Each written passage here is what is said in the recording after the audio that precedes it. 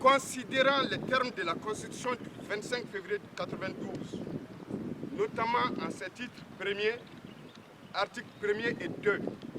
qui dispose, article 1er, la personne humaine est sacrée et inviolable. Considérant que les gouvernants ont pour mission première, dans tous les pays du monde, de défendre les intérêts nationaux et de veiller au bien-être de leurs concitoyens. Considérant l'obligation de l'État, pour l'État, d'assurer la sécurité et la protection des représentants de l'État, ainsi que de tous les agents publics dans l'exercice de leurs fonctions. Considérant les conditions de vie et de travail exécrables dans lesquelles les autorités maliennes et leur classe politique ont délibérément plongé les administrateurs civils, les représentants de l'État et les travailleurs du ministère de l'administration territoriale depuis l'avènement de la Troisième République, témoignent leurs nombreuses sorties médiatiques pour les livrer injustement à la vindicte populaire. Considérant la non-reconnaissance des énormes sacrifices consentis quotidiennement par les administrateurs civils, les représentants de l'État et les travailleurs du ministère de l'administration territoriale pour l'édification d'un État crédible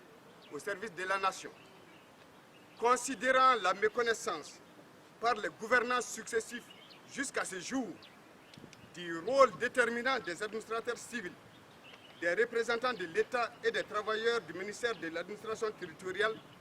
dans l'affirmation de la présence de l'État, la consolidation de l'unité nationale et de la stabilité sur toute l'étendue du territoire national, notamment par la défense de l'intérêt général,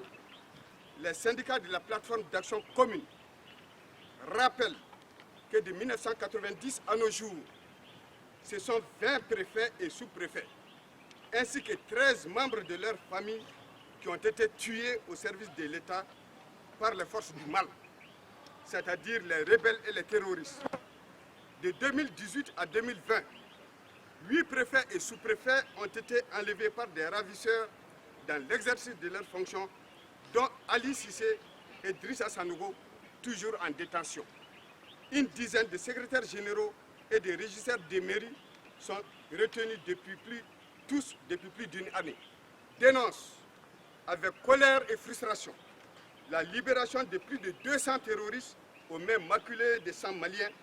au profit principalement d'otages occidentaux et dérisoirement d'un seul compatriote. Proteste vivement contre l'ingratitude de Mme Sophie Petronin, ex-otage française, à l'égard d'un État qui a abandonné pour elle ses propres ressortissants, se dresse contre ces insultes à la mémoire des millions de victimes de la barbarie sanglante d'hommes sans foi ni loi, qualifiés si affectueusement par elle de combattants contre l'injustice de l'État malien qui ne tient pas parole. Enfin, Monsieur le Premier ministre, en guise de protestation, les militants des syndicats de la plateforme d'action commune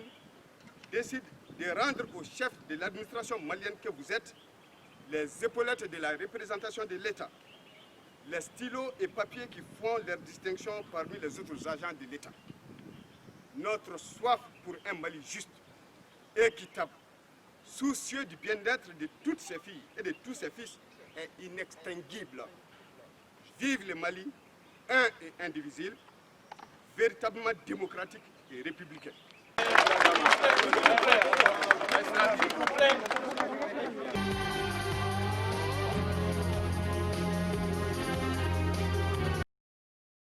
voudrais vous dire, avec toute la solennité qui sied, au nom du président de la transition et de l'ensemble du gouvernement, que votre doléance a été bien entendue. Elle sera examinée avec toute l'attention requise et dans un esprit de concertation et de responsabilité avec vos mandataires et aussi au-delà avec l'ensemble de tous. Je tenais à vous donner cette garantie encore une fois en m'associant à la pensée pieuse qui a été exprimée par le secrétaire général à l'endroit de ceux de vos collègues et de leurs proches qui ont perdu la vie, associer l'hommage et la compassion du gouvernement à cela. Hein, et vous pouvez donc continuer vous pouvez compter sur le gouvernement en vue d'un examen diligent et approprié.